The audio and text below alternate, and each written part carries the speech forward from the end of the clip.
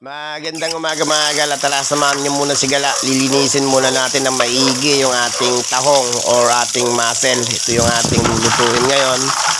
Iiskisin muna natin, ibabrush muna natin. Kailangan to linisin. Dapat malinis siya bago natin lutuin kasi may mga shells pa to. Tapos may mga buhok-buhok pa. Tapos ito na. I-prepare na ni Kagala yung lahat ng ating sangkap na isasama natin sa atin. Magigisa tayo, magluluto tayo ng ating sweet and spicy salted tahong or muscle mga gala. Prepare ko lang yung mga sangkap natin, tapos ipiprepare ko na rin yung paglulutuan natin mga gala. Tara, simulan na natin mga kagala. Outdoor cooking tayo, outdoor setup si Kagala ngayon. Ito, ipiprepare na natin. Magigisa tayo, maglalagay ako ng ating mantika. Tapos ipiprepare na natin yung ating slice ng ating fresh ginger. Igigisa lang natin ito mga gala, napakadali. Kung gusto nyo pong subukan yung mga niluluto ni Gala, susundan nyo lang po yung mga niluluto ko. Pero may mga bilang po ito mga gala kasi siyempre may time lapse tayo sa ating Facebook post ng ating short and long videos. Kaya kinakat natin, pero may mga bilang po ito bago natin gawin. Katulad po nito, igigisa lang natin, napakadali lang po nito, napaka-common. Luya, ginger, tapos yung ating bawang. Ilalagay na natin yung minced chop ng ating bawang, strip cut ng ating ginger. Yun lang, napakadali lang po nito.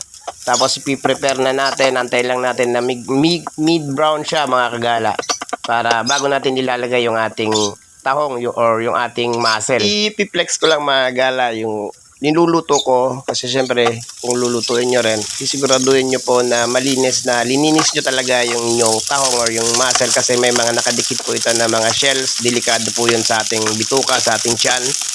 Tapos may mga buhok-buhok pa po ito. Kaya hinugasan ko talaga to ng maigi mga gala. Tapos lalagyan na natin ng ating soda, yung ating Sprite.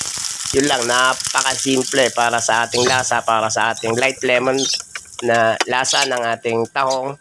Tapos ilalagay ko na rin mga kagala yung ating sibuyas, yung ating onion. Tapos tatakpan lang natin. Lulutuin natin for about 15 minutes. Tapos bubuksan natin, maglalagay na tayo ng ating oyster sauce, yung ating chop ng ating red chili, sugar, tapos yung ating labanos, yung ating rock salt, yung ating asin mga kagala.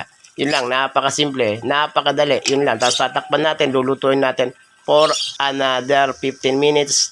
Tapos ilalagay na natin yung ating onion leek. Napakadaling sundan lang mga gala. Isa lang to sa luto ni Gala ng ating tahong, yung ating muscle. Napaka-exciting po nito na lutuin. Marami po pwedeng gawin dito. Isasalang lang natin mga kagala sa ating serving stainless plate.